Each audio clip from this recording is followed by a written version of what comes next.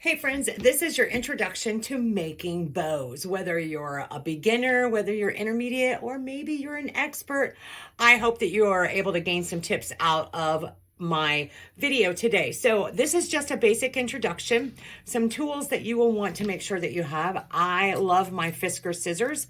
And by the way, I'm going to leave a link to all of these tools down below in the comments.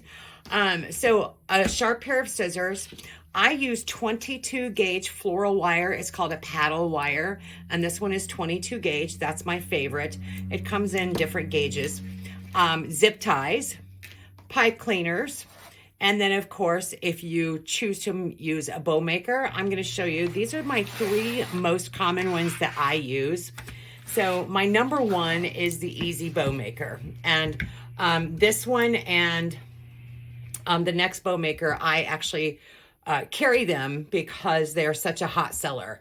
So the Easy Bow Maker is one that I use most often.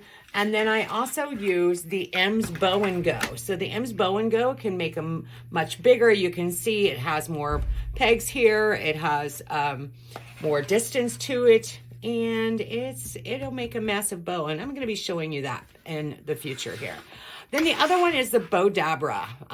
I don't make bows with the Bowdabra necessarily, but I love to use it as a tool to hold something like a third hand because it does have a pressure.